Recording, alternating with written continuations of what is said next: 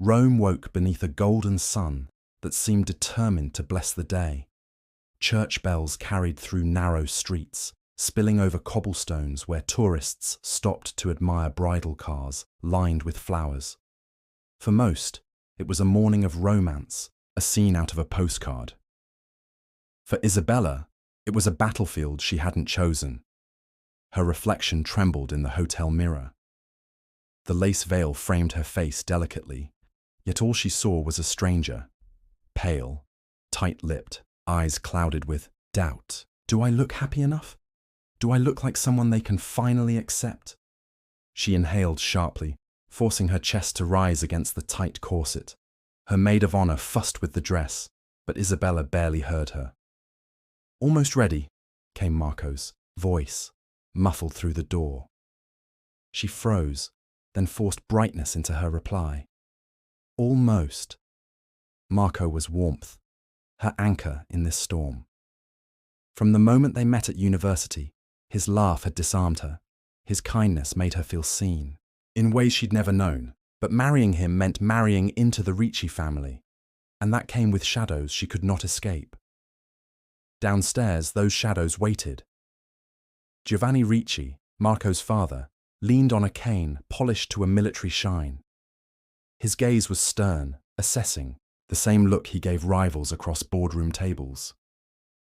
Beside him, Luisa stood with hands clasped in pearls, her smile refined, her eyes unreadable. They greeted guests with rehearsed warmth, but their bodies held tension, a stiffness that betrayed disdain.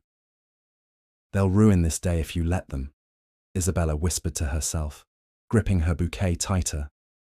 The ceremony began with grandeur. Strings swelled inside the basilica, casting halos of sound against painted ceilings. Tourists paused at the edges, captivated by the elegance of it all. The Ricci fortune on full display. Marco stood at the altar, eyes wide with adoration. When Isabella finally walked toward him, she tried to see only him. His expression carried no hesitation, no shadows. He was radiant, a groom in love. Yet her gaze flickered briefly to his parents, seated in the front pew. Giovanni's lips pressed thin. Luisa whispered something behind her gloved hand, her head shaking ever so slightly. The moment passed, but its chill lingered. At the altar, Marco reached for her hand. His palm was warm, steady. "You're beautiful," he whispered. Her lips curved, though her heart ached at the thought that beauty might never be enough for them. The priest spoke of unity, of families binding together in sacred promise. Isabella fought the sting in her throat. Families, the word was a dagger. She repeated her vows, voice trembling but audible, promising love, loyalty, eternity. Marco followed with conviction that drew quiet smiles from the guests. Applause thundered as the rings were exchanged, as lips met, as petals rained from balconies above. For the crowd, it was a fairy tale unfolding beneath Rome's eternal skies. For Isabella, it was a performance, a fragile dream balancing on the edge of disapproval. As the couple descended the basilica steps, photographers surged forward. Marco lifted Isabella's hand high, triumphant. She smiled, radiant for the cameras, radiant for him. But as her gaze swept past the crowd, she caught her mother-in-law's eyes. Luisa's smile was brittle, her stare sharp like glass cutting through silk. For a heartbeat, Isabella faltered. Something in her chest warned that the vows just spoken would not silence their judgment. Marco squeezed her hand, oblivious to the storm gathering beneath the celebration. "Tonight," he whispered. "It's just us, the beginning of forever." Isabella nodded, but her stomach knotted. Forever suddenly felt like a promise made on quicksand. And in the shadows of their perfect wedding, the cracks began to widen. The applause from the basilica still echoed in Isabella's ears as the guests filed into the adjoining courtyard for photographs. Marble arches framed the scene, bathed in sunlight, while waiters carried trays of champagne that glittered in the glass. On the surface, it was joy incarnate. Beneath, Isabella felt the tension knot tighter with every breath. She, stood close to Marco as the photographer arranged them. His laughter was light, his grin wide, and he leaned into her with the unguarded happiness of a man whose dreams had just been realized. She wanted desperately to sink into his certainty, to believe it could shield her, but her eyes kept drifting to the edge of the crowd, to Giovanni and Luisa. The Ricci parents posed dutifully for photos, their bodies stiff as marble statues. Giovanni's hand rested on his cane like a weapon, his jaw clenched. Luisa smiled for the cameras, but Isabella noticed the way her gaze slid past her, never quite landing on her face. In the flashes of cameras, Isabella felt invisible, a bride erased from her own wedding. When the group photo ended, Marco leaned to kiss her cheek. "We did it," he whispered, and she forced herself to smile back. But behind them, she caught the faintest hiss of words. "Too late now," Giovanni muttered to his wife.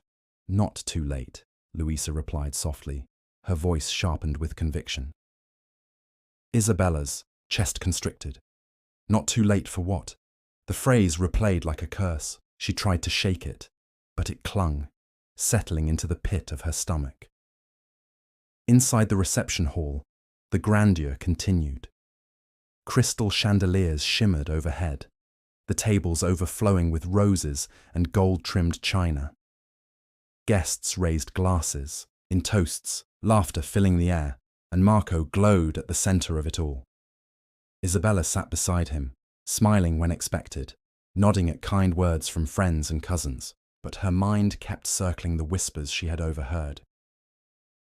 During a pause between speeches, she excused herself, stepping away from the table.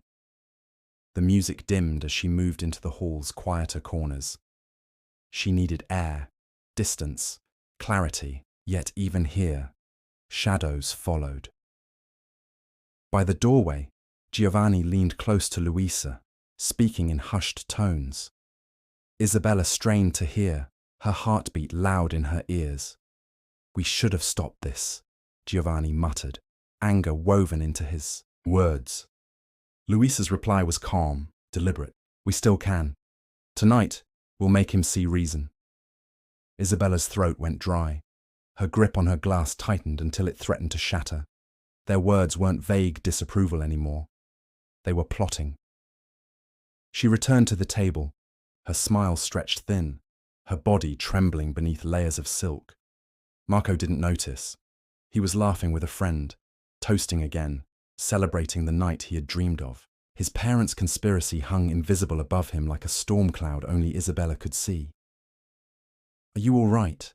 Marco finally asked, noticing the tension in her hand as she set her glass down. "Yes," she forced out, her voice steady enough to pass.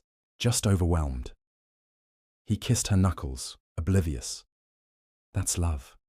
It's supposed to overwhelm you." Her chest tightened. If only he knew. The speeches resumed, the music swelled, and dancers began to fill the marble floor. Isabella sat frozen, her smile plastered in place, her mind unraveling. The parents' words played over and over in her head, louder than the orchestra, sharper than the laughter. Not too late. We still can. Tonight. The wedding, she thought, had bound them. All together had only driven the wedge deeper.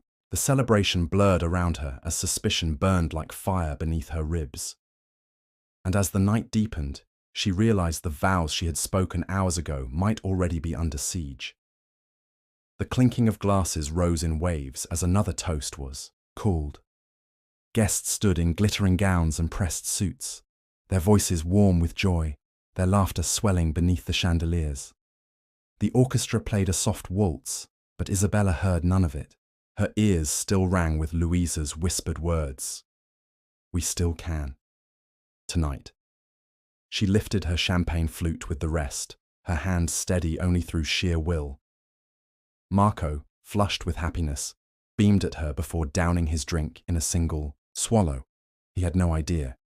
He lived in a world where this wedding marked the triumph of love, while Isabella's world was beginning to crumble at its very foundation. She excused herself, slipping away from the table as the applause thundered for the latest speech. The hallways of the villa were quieter, lined with portraits of Ricci ancestors, men with stern eyes and women painted in silks, their wealth captured for eternity. Isabella paused before one, feeling judged even by brushstrokes. They would rather see me erased than hanging here among them. From beyond a half-open door came the low murmur of voices. Isabella froze, her body taut as wire. She recognized the tones instantly, Giovanni's gravelly authority, Luisa's measured calm. She pressed herself against the wall, straining to hear. "It's a mistake," Giovanni said. "She'll drag him down. She doesn't belong here." Luisa's voice, sharp yet hushed, followed. "If we act now, we can spare him years of ruin. The papers are ready. Annulment can still be arranged if we push him." Isabella's breath caught, her hand flying to her mouth, her vision blurred. Annulment, papers, push him. The words sank into her chest like knives. The scrape of a chair startled her. She backed away quickly, slipping down the corridor before she was seen. Her pulse raced so violently she thought her dress might shake with it. She re-entered the reception just as another round of music filled the hall. The crowd hadn't noticed her absence. Marco was on the dance floor now, laughing with cousins, his joy radiating outward. Isabella's stomach twisted with love and fear. How could she tell him? Would he even believe her? His parents had been his guiding light for decades. Their fortune, their name, their power. He was bound to them in ways she could never untangle. She forced herself into the crowd again, feigning brightness. Guests congratulated her, praised her beauty, spoke of their envy for such a perfect union. She thanked them politely, but every word was hollow, her smile mechanical. Her mind was consumed with one truth. The Ricci parents had not given up. At the edge of the ballroom, she spotted Luisa speaking with a man she didn't recognize. A lawyer, perhaps, or some family associate. Their exchange was brief, but Isabella caught the way Luisa handed him a sealed envelope, her face tight with purpose.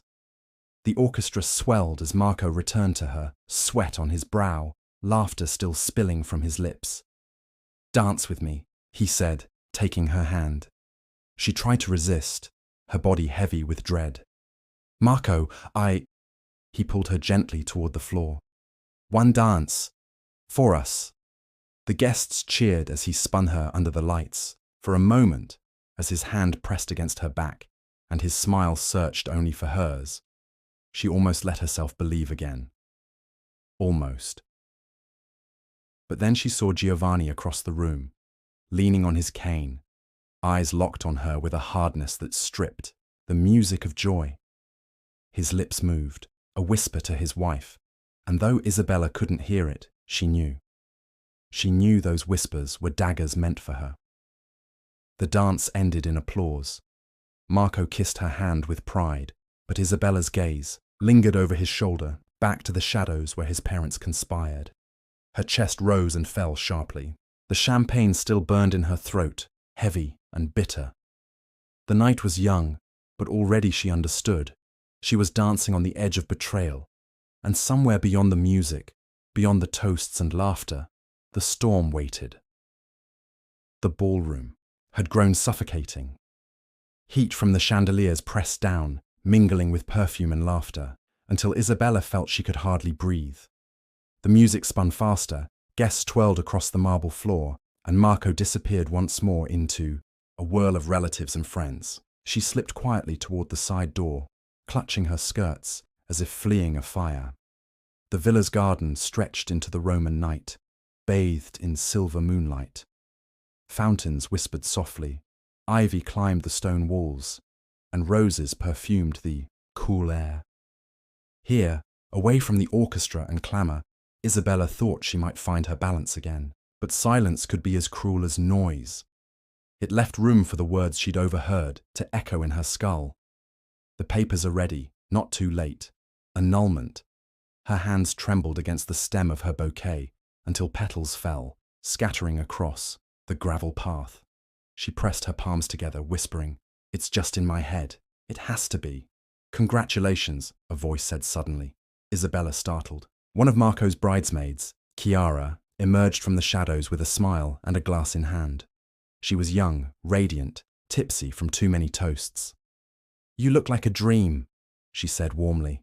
"Thank you," Isabella managed, forcing a smile. "You should be glowing tonight. Don't hide out here too long." Chiara winked, then wandered back inside, leaving Isabella once again in the hush of the garden. But the stillness didn't last. From beyond the hedges came another voice, sharp, clipped unmistakably Louisa's. Isabella stilled, every nerve alive. "The annulment will hold if we move quickly," Louisa said, her words carried clearly on the night air. "The lawyer will arrange it tomorrow. He just needs Marco's signature." Isabella's heart crashed against her ribs. She moved closer, hiding in the shadows near the fountain.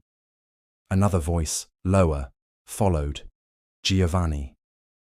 He won't sign. Not willingly. He's blind with infatuation. Then we show him the truth," Louisa answered coldly. "She's beneath him, Giovanni. Everyone knows it. We protect our son by ending this before it destroys him."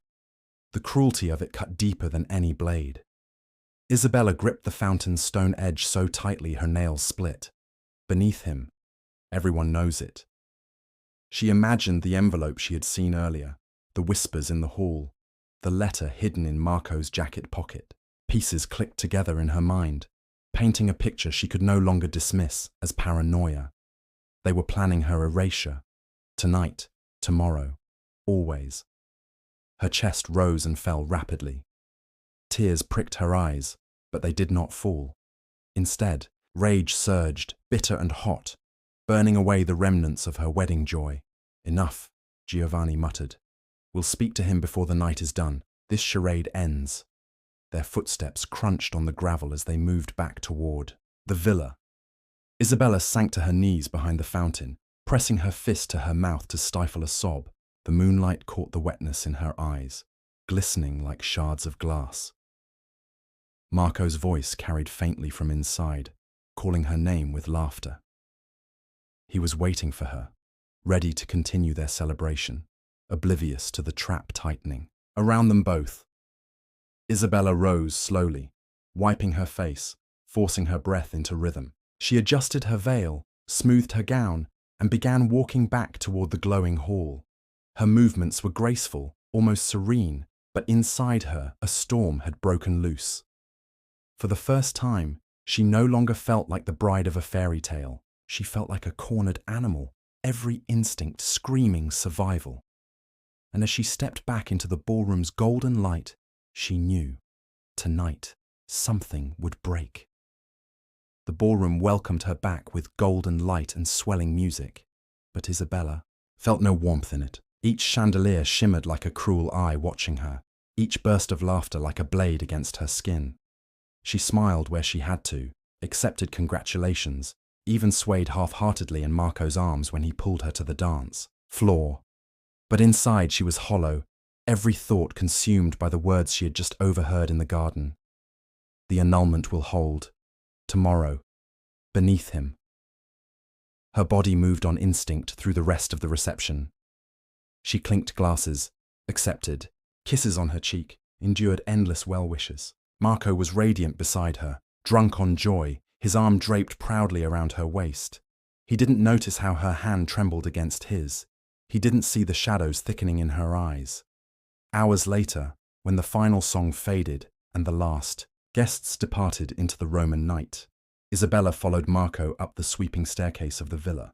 Their bridal suite glowed with candles, petals scattered across the bed, champagne chilling in a silver bucket. It should have been the beginning of their forever. Instead, the room felt heavy, suffocating, like a stage set for tragedy. Marco slipped off his jacket and tossed it across the chair. "Finally," he laughed, pulling her close. "We're alone." She smiled weakly, pressing her lips to his cheek. "I'll change out of this dress. Give me a moment." He kissed her forehead, already loosening his tie, and turned away. Isabella disappeared into the adjoining room, closing the door gently behind her. The silence there was different, dense, almost expectant. Her eyes fell on the jacket draped across the chair. Something about the careless way it lay there tugged at her. Slowly, as though compelled by a force outside herself, she crossed the room and slipped her hand into the inside pocket. Her fingers touched folded paper. Isabella froze. She pulled it free, her pulse thundering, and unfolded the thick stationery embossed with the Ricci crest. The words inside blurred at first, her vision swimming, but then they cut into her with surgical precision. Marco, you must think carefully before you ruin your future. This woman will never be worthy of our family. If you go through with this marriage, you will lose everything we built for you. The name, the inheritance, the respect. We will not stand by and watch you throw your life away. End it now, before it is too late. Her knees nearly buckled. She pressed a trembling hand to her mouth to stop the scream rising in her throat. Each sentence burned her eyes, seared her chest, until she could hardly breathe.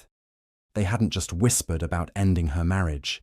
They had begged him, threatened him, tried to poison his love before the vows were even spoken.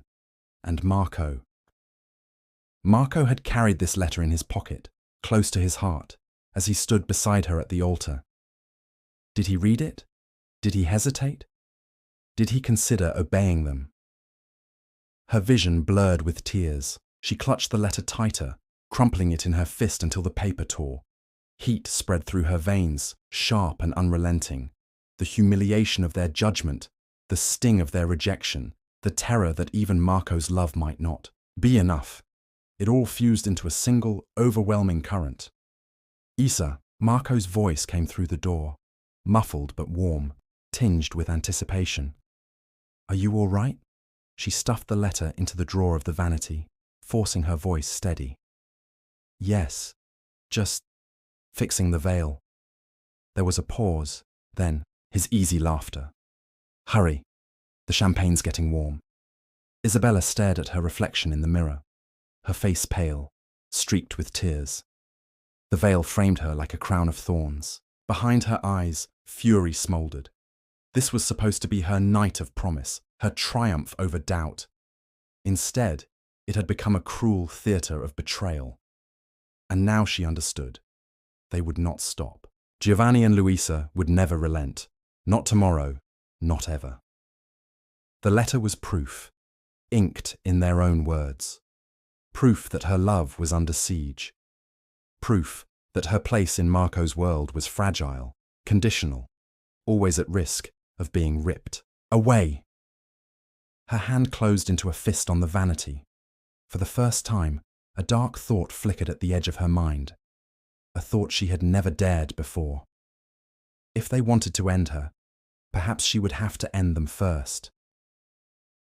The clinking of crystal glasses echoed through the candlelit reception hall, each note crisp, deliberate, and strangely hollow. The hall itself was a marvel of Roman grandeur. Arched ceilings frescoed with scenes of gods and mortals, gilded, chandeliers dripping light across marble floors polished to a mirror's sheen. From the outside, it was a portrait of perfection. Inside, however, beneath the glow of chandeliers and the steady hum of laughter, silence clung to Isabella like a second veil. She sat at Marco's side, her gown spilling like liquid ivory across the chair. Her hand rested lightly on the stem of a champagne flute, though she hadn't yet taken a sip. Marco's arm brushed against hers as he leaned forward, his voice carrying warmth and gratitude as he toasted their love. Guests cheered, some already red-cheeked from wine, but Isabella's eyes travelled elsewhere, toward the far end of the hall, where Marco's parents stood together, rigid and unmoving. Giovanni and Elena raised their glasses mechanically, their lips curving just enough to simulate joy. Yet the absence of warmth in their gaze was unmistakable. Isabella felt the chill seep into her bones. She smiled on cue as Marco glanced at her, his devotion unshaken, his pride luminous, but she could feel the weight of judgment pressing down on her from across the room. When the applause died down, Isabella forced herself to lift her glass. She held it high, her voice steady but measured.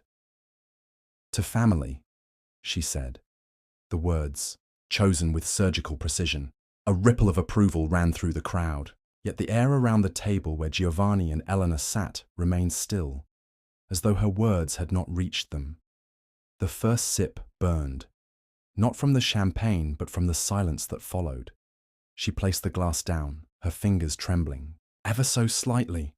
"Are you all right?" Marco whispered, leaning close. His eyes scanned her face with tender concern.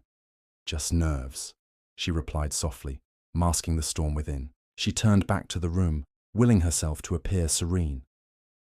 The orchestra struck up a waltz, and couples began to swirl across the marble floor. Laughter and joy returned to the air, but Isabella remained anchored in her seat.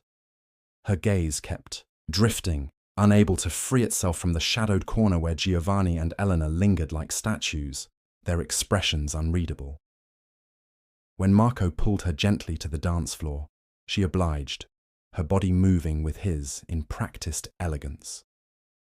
For a few moments, she allowed herself to be carried by the rhythm, to imagine that this night could be free of tension. His hand at her waist, his whispered endearments, it was everything she had once dreamed of. But then, mid-turn, her eyes locked once again with Eleanor's. The older woman's expression did not soften. If anything, it hardened, her lips pressed into a line of disdain. Isabella nearly faltered in her steps. Marco steadied her, oblivious to the silent duel of stares playing out between the two women. When the dance ended, Marco kissed her hand and twirled her back to the table. Applause surrounded them, yet Isabella heard only the muted thrum of her pulse. Giovanni rose then, lifting his glass with a forced flourish. "To my son," he said, his voice rich but lacking in genuine warmth. "May your marriage bring you strength and wisdom." Strength and wisdom. The choice of words stung, not happiness, not love. The toast was less blessing than warning. The hall erupted in polite claps, but Isabella sat frozen. She caught Elena's gaze again, sharp, unyielding. It was then she understood. Tonight's harmony was a facade, a fragile veneer stretched, thin over hostility. As Giovanni lowered his glass, Isabella's mind sharpened with chilling clarity. They would not stop at whispers or veiled disapproval. This was war, subtle but merciless. She touched her glass again, this time steady. Her lips brushed the rim, though she didn't drink. Behind her smile, a single thought crystallized. If they would not accept her, then they would not stand in her way. The orchestra's melody swelled, drowning out the quickening of her heart. The night pressed forward, but in Isabella's mind, a darker rhythm had already begun. The villa had gone quiet, save for the faint echo of rain beginning to fall against the stone terrace outside. Guests had retired to their rooms, and the air, that earlier carried music and laughter, was now weighed down by something more fragile. Silence. Isabella moved down the corridor with deliberate calm, the hem of her gown whispering against the polished marble. She stopped outside the study, where she knew Marco's parents often retreated for private conversations. A light glowed beneath the door, sharp against the darkness. Her hand hovered over the brass handle. For a moment, she considered walking past, but the echo of whispered threats from the balcony pressed her forward. She entered quietly. The room smelled of leather, smoke, and old paper. Shelves lined with heavy volumes loomed above, and at the center sat Marco's father, his sharp features half-lit by the desk lamp. Beside him, his wife perched in a chair, her posture taut, her pearl necklace glinting like a noose. Both turned at once, their polite masks faltering. "Isabella," his father said flatly, closing the ledger before him. "You should be with Marco." Her lips curved, though it wasn't a smile. "I was looking for him. Instead, I found you." She stepped further inside, closing the door behind her with a soft click that sounded louder than it should have. The lock turned almost, by instinct. The mother's eyes narrowed. "What do you mean by that?" Isabella's gaze swept across the room. deliberately slow, as if absorbing every detail. The unopened decanter of wine, the untouched crystal glasses, the single candle burning low. She felt like an actress stepping onto a stage where the lines were already written. "I know what you've done," she whispered. The father's jaw tightened. "You should choose your words carefully." "I heard you." Isabella pressed, her voice steadier than she felt. "Tonight, on the balcony, you never wanted this marriage. You're not just trying to control Marco, you're trying to destroy us both." The mother let out a brittle laugh. "Oh, child, marriage isn't a fairy tale. It's business, and business requires correction." The phrase struck Isabella like ice. Correction, as though her love for Marco were a flaw to be erased. The rage that had been simmering now sharpened into focus. "You think you can erase me?" she said, her voice trembling with both fury and restraint. "You think Marco won't see through you?" "He doesn't need to see," his father replied, leaning forward. "He needs to obey. Our son is loyal. To us, not you. That's the truth you'll learn, sooner or later." The words dug deep, and Isabella suddenly felt the walls of the study closing in. For a fleeting second, she imagined Marco standing there, torn between them, and the thought made her throat tighten. But no, this battle wasn't for Marco to fight. It was hers. She straightened, forcing her breath into steadiness. Then, perhaps sooner. Silence rippled across the room. The father's brows lifted, as if her defiance was almost amusing. The mother, however, rose from her chair, tension coiling through her frame. "You won't win," she hissed. But Isabella did not back down. Her hand brushed the heavy candlestick on the desk, lingering there without lifting it, a silent warning of the strength she carried beneath the lace and silk. The father's eyes followed the movement, sharp and assessing. "Careful," he murmured. The clock on the mantel chimed midnight. Its sound broke the standoff, leaving the three of them suspended in a fragile stillness that felt like the edge of a blade. Isabella released the candlestick, stepping back. "This isn't finished," she said, her tone low, almost a vow. She unlocked the door and left without waiting for a reply. The corridor swallowed her, but the storm outside had grown heavier, thunder rolling like distant drums. For the first time, Isabella felt something shift inside her, a decision taking root. She would not simply survive these people. She would end their power over her life. And in that realization, her footsteps no longer trembled. The villa slept. Under a thin veil of mist, the marble halls empty except for the distant echo of rain tapping against the windows. Isabella moved silently through the corridors, her gown whispering over the polished floors. Every footstep felt amplified in the hush, every shadow stretching long and threatening across the walls. She paused at the top of the grand staircase, staring down at the hall below, where candlelight flickered like the heartbeat of a world she no longer trusted. Marco's parents were gone for the night, retreating to their private chambers, leaving the villas quiet to her alone. She lingered for a moment, the weight of the letter and the confrontation in the study pressing down like a physical force. Her hands curled into fists at her sides, her breath steadying, slow, deliberate. Tonight, she thought, she could no longer be merely reactive. She needed control. She slipped into her own room, closing the door behind her. The desk by the window held pens, a journal, and the remnants of bridal preparations. Isabella sank into the chair and unfolded the torn paper she had found in Marco's jacket. She traced the lines of ink with trembling fingers, rereading the words as though the act of reading them again could burn them from her memory. "This woman will never be worthy of our family. End it now." The venom in those sentences ignited something dark inside her, a fire she had tried to suppress beneath pleasantries, smiles, and measured laughter.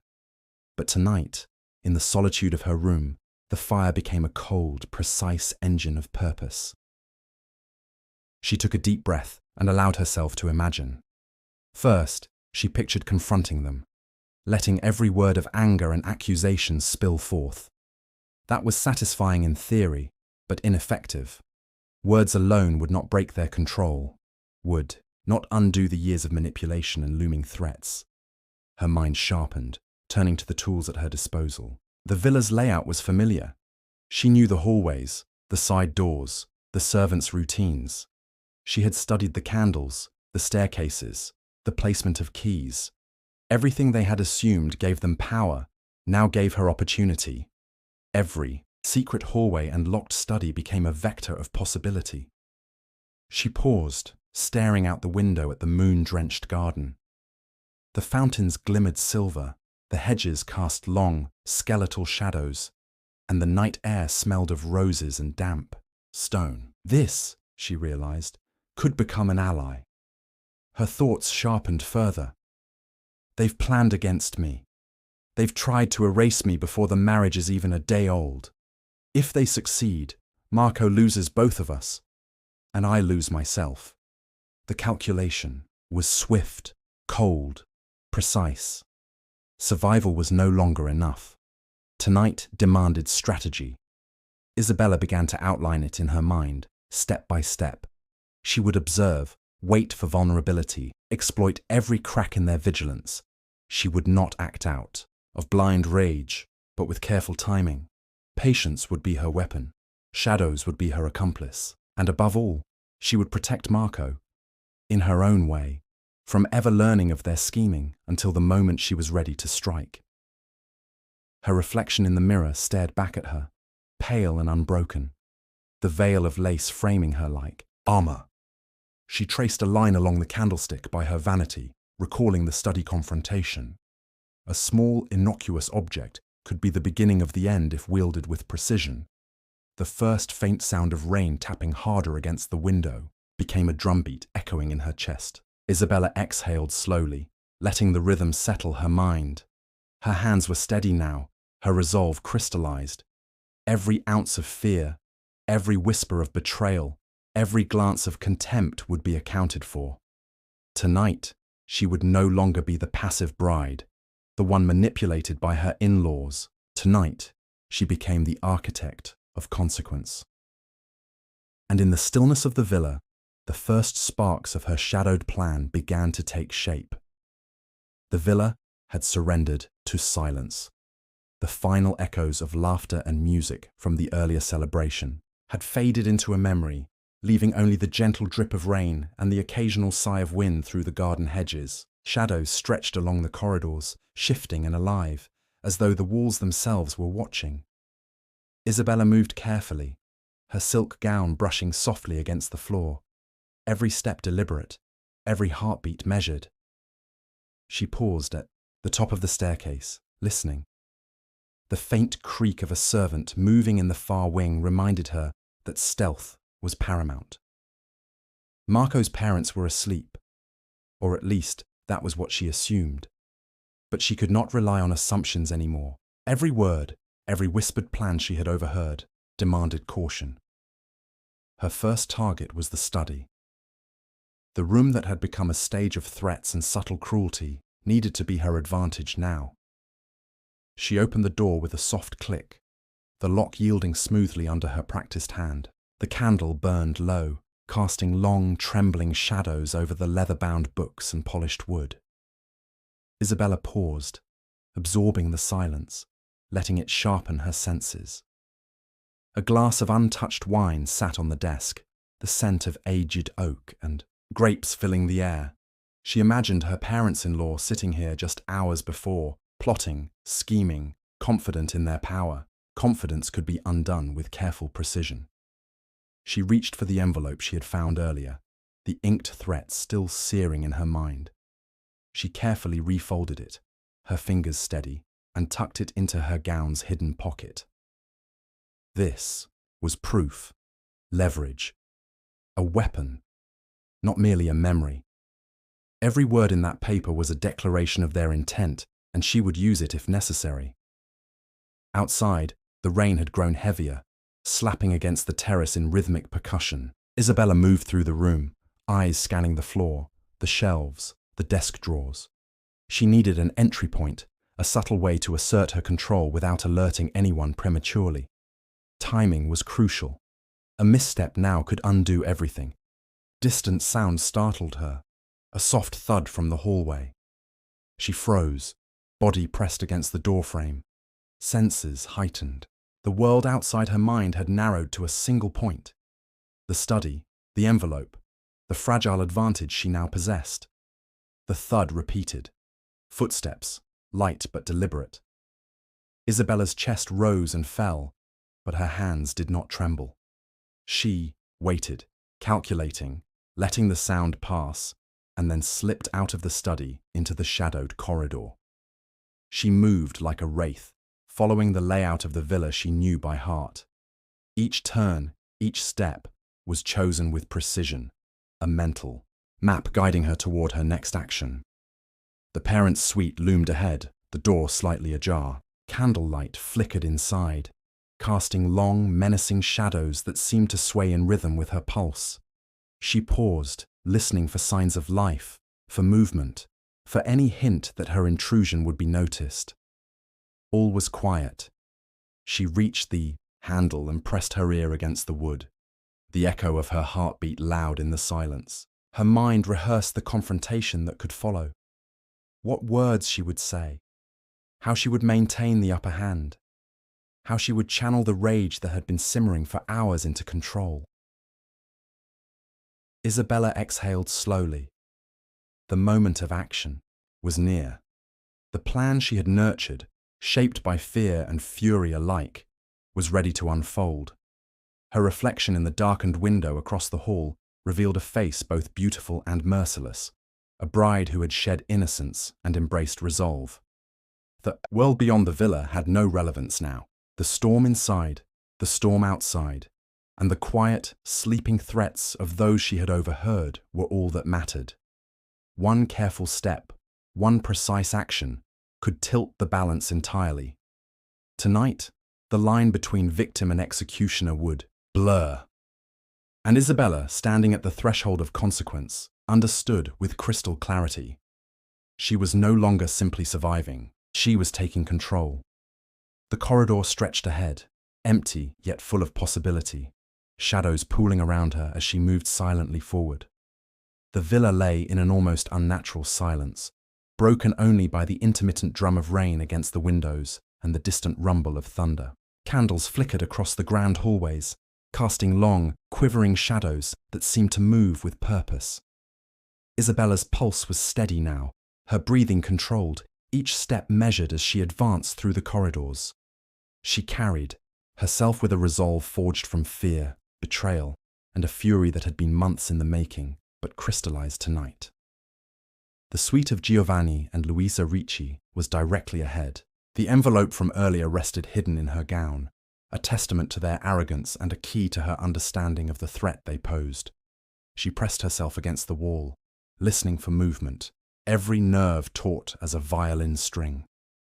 A candle flickered in the hall, illuminating the polished floors and gilded moldings. She stepped lightly, careful to avoid the creak of a floorboard she knew all too well. Inside, Giovanni and Luisa were asleep, or at least they assumed themselves safe. The father's hand rested on the arm of his chair, the mother's silhouette framed against the faint glow of the city beyond the terrace. Isabella's eyes scanned the room, noting the positions of furniture, the placement of glassware, the layout of escape routes and hiding places. This knowledge was power. The same villa that had allowed them to scheme so freely now became her instrument. She approached slowly, her presence silent, but every sense screamed awareness. She set the envelope carefully on the desk, making sure it was visible should it be discovered. The words within were a dagger she wielded as a warning, proof of intent, proof of threat. "Wake up," she whispered, low and deliberate. Giovanni stirred first, confusion sharpening into recognition as his eyes met hers. "Isabella," he croaked, disbelief threading his voice. "You plotted against me, against Marco, against our marriage," she said, each word clipped, precise. You thought I wouldn't see. You thought your power would shield you. Louisa rose instantly, her posture defensive, eyes narrowing into sharp points of accusation. You dare! Isabella raised a hand, not in threat, but in control. I'm done pretending, she said. You've underestimated me from the moment I arrived in Rome, but tonight, the game ends. The room seemed to contract around them, the storm outside amplifying the tension. Thunder rolled across the sky, rattling the panes, and Isabella's own heartbeat echoed like drums in the chamber. She held her gaze, unflinching, as her in-laws assessed the shift, realizing that the power balance had tipped irrevocably. You have no idea what you're doing, Giovanni said finally, voice trembling with anger now, the calm authority he wielded over Marco dissolving in front of her. I understand perfectly, Isabella replied, her voice cold, precise. You wanted to erase me, to manipulate Marco. But I've seen every whisper, every threat, every calculated move. I've prepared. And now the consequences are yours. She stepped forward, placing the envelope conspicuously on the desk. Read it, she said. Or don't. The truth is here regardless. Your own words, your own plotting. You cannot hide from it. Louisa lunged, but Isabella sidestepped gracefully, a controlled motion, the energy of her rage disciplined. In the space between them, a silent war raged, a war of fear, of power, of revelation. Giovanni stood, attempting to assert authority, but Isabella's presence, calm yet unyielding, struck deeper than any words could. You think you've protected him, Isabella said, her gaze unwavering. But you've only shown me the depth of your cruelty, and now you will face it. A scream of rage cut through the room as Louisa realized the extent of Isabella's control. Thunder cracked overhead, illuminating the chamber in stark, jagged flashes.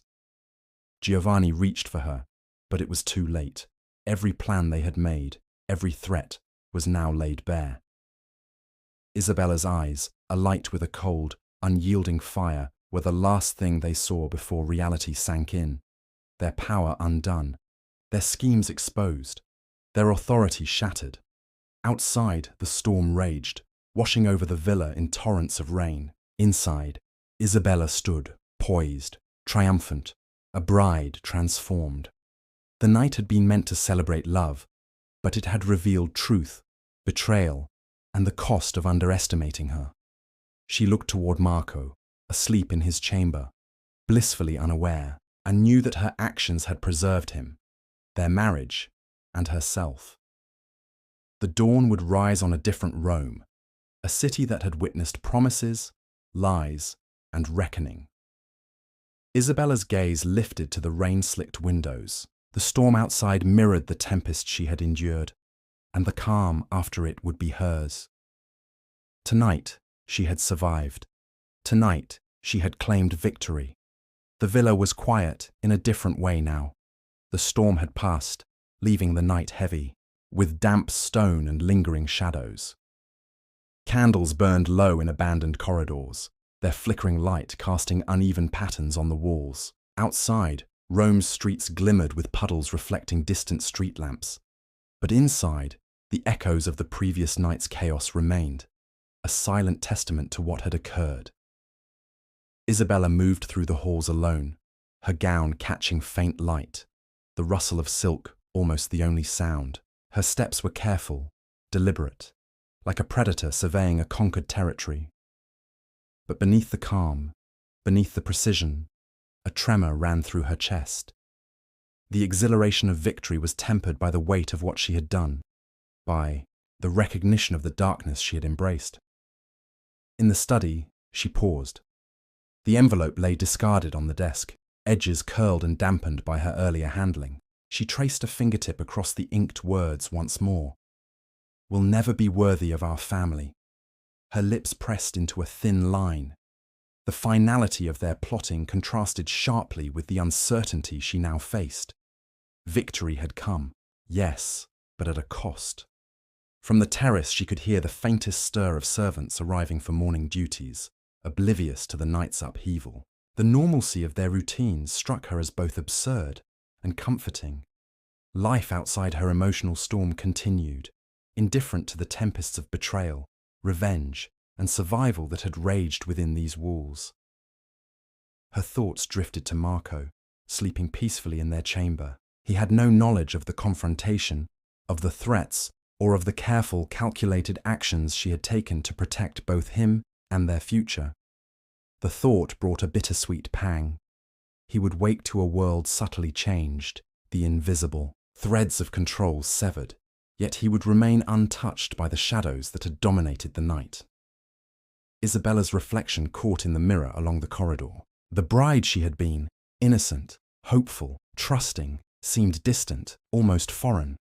In its place stood a woman sharpened by betrayal, tempered by rage, and defined by the cold precision of her choices. The transformation was irreversible. She was no longer merely a participant in the events of her life. She had become an architect of consequence. A soft knock on her door startled her. Marco's voice followed, light, unaware.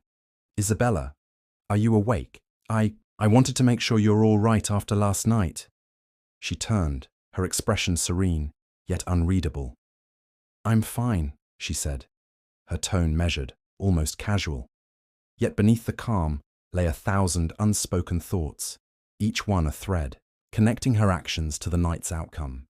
He entered, holding 2 cups of steaming coffee. He placed one beside her on the table and studied her face, concern mingling with affection. "You look different, stronger." She allowed a faint smile.